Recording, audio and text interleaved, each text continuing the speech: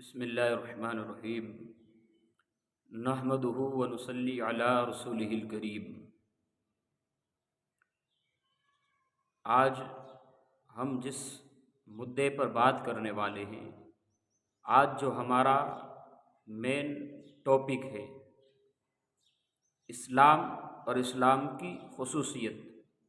کہ دین اسلام ہے کیا اور دین اسلام کی خصوصیت کیا ہے۔ آج پوری دنیا کے اندر ساری دنیا ایک جٹ ہو کر آج اکٹھا ہو گئی ہے کہ کسی نہ کسی طرح سے دین اسلام کو مٹا دیا جائے، صفائے ہستی سے اس پوری دنیا سے دین اسلام کو مٹا دیا جائے۔ آج ہر ایک کی یہی سازش رہتی ہے، یہی کوشش ہے کہ کسی نہ کسی طرح سے دین اسلام کو ختم کر دیا جائے، لیکن یہ ناعقل، یہ ناسمجھ جو دین اسلام کو مٹانے کی سازشوں میں لگے ہوئے ہیں، جو دین اسلام کو ہر طرح سے یہ چاہتے ہیں کہ ہم اسے مٹا دیے جائیں، تو آئیے تاریخ کے اندر ہم چلے جاتے ہیں۔ ایسے بڑے بڑے لوگ آئے جس نے دین کو مٹانے کی کوشش کی۔ فرعون آیا جو پوری کائنات کا بادشاہ تھا، جو پوری کائنات کے اوپر حکومت کرتا تھا۔ اس نے یہ دعویٰ کیا تھا کہ میں ہی خدا ہوں، معاذ اللہ رب العالمین۔ اس کا دعویٰ تھا، اس کا کہنا یہی تھا کہ لوگ مجھے مانیں، میری عبادت کریں، لیکن حشر کیا ہوا، آج اس کا نام و نشان اس کائنات کے اندر نہیں ملتا۔ وہ چاہتا تھا کہ دین اسلام کو ختم کر دیا جائے، جس دین کو لے کر آج اس قدر اس وقت بھی دنیا لگی ہوئی تھی کہ کسی نہ کسی طرح سے مٹا دیا جائے۔ ارے دین اسلام کی وہ خاصیت ہے، اللہ تبارک و تعالیٰ نے دین اسلام کو وہ قوت عطا فرمائی ہے کہ جب سید عالم صلی اللہ تعالیٰ علیہ وسلم اس دنیا میں تشریف لائے تو پوری کائنات کے اندر اندھیرا تھا اور پوری کائنات بھٹکی ہوئی تھی، کوئی راہ راست پر نہیں تھا۔ پھر اللہ کے رسول صلی اللہ علیہ وسلم اس دنیا میں نور بن کر تشریف لے آئے اور اس اندھیریوں کو چھٹا دیا، دور کر دیا، اور اپنے نور سے ہر ایک کائنات کے ہر ایک کونے کونے کو روشن فرمایا۔ اور یہ نادان یہ سمجھتے ہیں کہ دین اسلام کو مٹا دیا جائے۔ اس دور میں بھی کچھ لوگ کھڑے ہوئے تھے، یہ چاہتے تھے کہ مصطفیٰ کریم صلی اللہ علیہ وسلم جو دین لے کر آئے ہیں، تو مصطفیٰ کریم صلی اللہ علیہ وسلم ایک خدا کی جو بات کر رہے ہیں کہ اللہ کی عبادت کی جائے، اللہ کے سوا کسی کے سامنے نہ جھکا جائے، اس وقت بھی کچھ ایسے لوگ تھے وہ چاہتے تھے کہ دین اسلام کو مٹا دیا جائے۔ ابو لہب کھڑا ہوا، ابو جہل کھڑا ہوا، عتبہ، شیبہ، یہ بڑے بڑے لوگ اس وقت شہر مکہ کے اندر کھڑے ہوئے،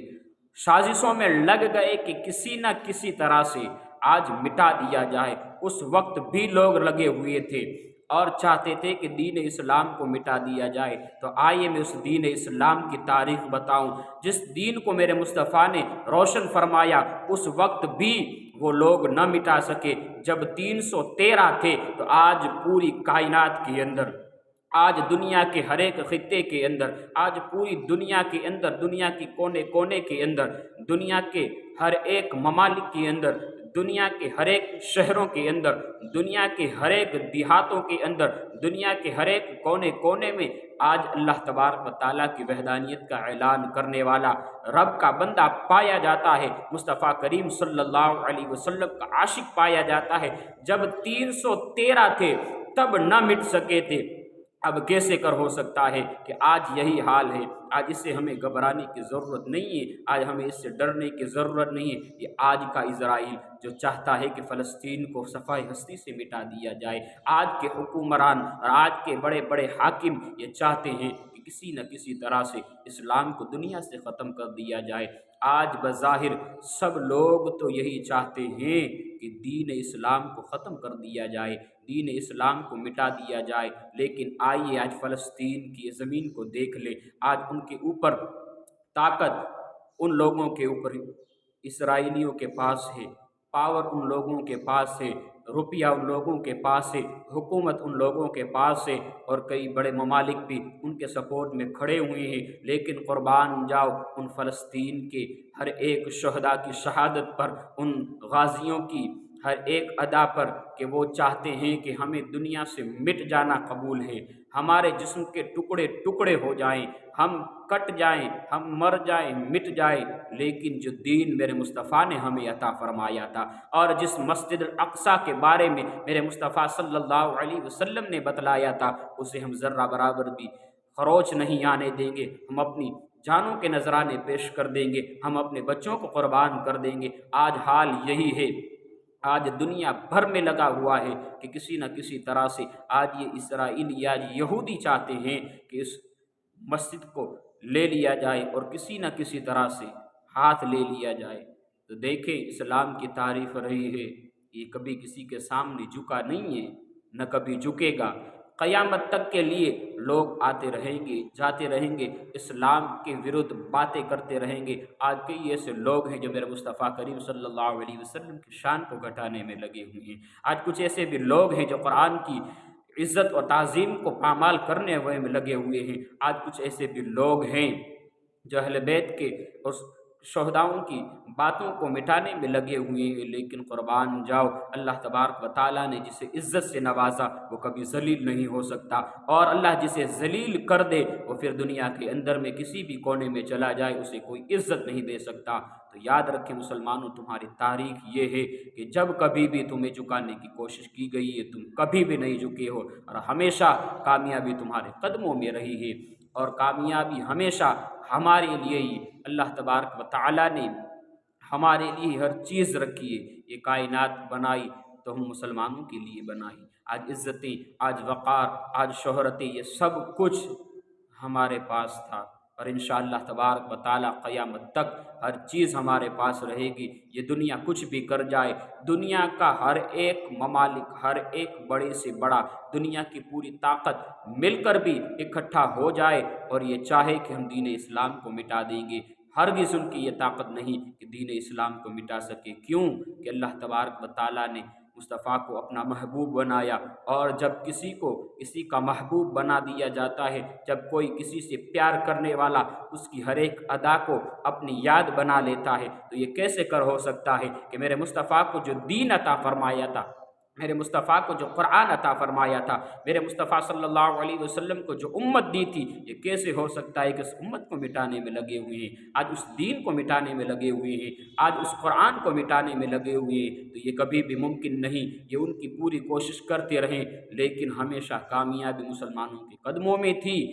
آج بھی رہے گی، اور انشاءاللہ تبارک و تعالیٰ بروز قیامت تک کامیابی مسلمانوں کے قدموں میں ہی رہے گی۔ کیوں؟ جو مصطفیٰ کا سچا غلام ہو جاتا ہے، مصطفیٰ کے عشق میں جو مچل جاتا ہے، اور اللہ تبارک و تعالیٰ کی ذات پر بھروسہ رکھ لیتا ہے، پھر دنیا کی طاقتیں، پھر دنیا کا پاور، پھر دنیا کا بادشاہ، وہ ایک نہ ایک دن فنا ہو جائے گا۔ نمرود کو دیکھ لے، فرعون کو دیکھ لے، قارون کو دیکھ لے، حامان کو دیکھ لے، ہر ایک کی آج بڑے بڑے لوگ تھے، ان کے پاس دولتیں تھیں، طاقتیں تھی، بادشاہت تھی، لیکن کہاں آج ان کی دولت انہیں کام نہ آ سکی، آج ان کی بادشاہتیں انہیں کام نہ آ سکی، آج ان کے پاس مال ہونا، ان کا مال کام نہ آ سکا۔ کیوں کہ ان کے پاس اللہ تبارک و تعالیٰ کی ہدایت نہ تھی، ان کے پاس مصطفیٰ صلی اللہ علیہ وسلم سے عشق کرنے کی وہ جذبہ نہ تھا، اس لیے وہ دعویٰ کر رہے تھے کہ ہم ہی لوگ ہیں اور ہم سے بڑھ کر کوئی نہیں ہے، لیکن ہاں اس رب سے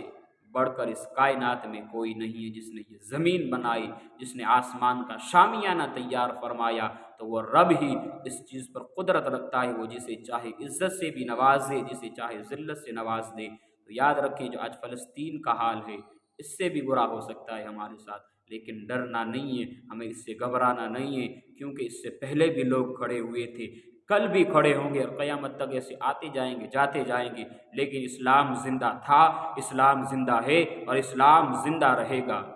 یہ اللہ تبارک و تعالیٰ کی یہ شان ہے کہ اسلام کے اندر وہ طاقت رکھی ہے کہ انہیں جتنے بھی دبانے کی کوشش کریں گے وہ اس قدر ہی ابھرتا جائے گا۔ آج دیکھ لے دنیا کے اندر میں ہر ایک اللہ کا ماننے والا ہے، مصطفیٰ سے پیار کرنے والا پایا جاتا ہے۔ آج ہر ایک کے الگ الگ مسائل ہے، لیکن دین اسلام کا صرف ایک ہی کلمہ ہے کہ ہمارا تمہارا رشتہ کیا لا الہ الا اللہ محمد الرسول اللہ۔ اللہ تبارک و تعالی اپنی رحمت اور اپنی کرم نوازش کی نظریں ہر وقت مسلمانوں کے اوپر قائم رکھے، اور اللہ ظالموں کا خاتمہ فرمائے، اور فلسطین کے مسلمانوں کو اللہ فتح عطا فرمائے، اور اللہ انہیں وہ طاقت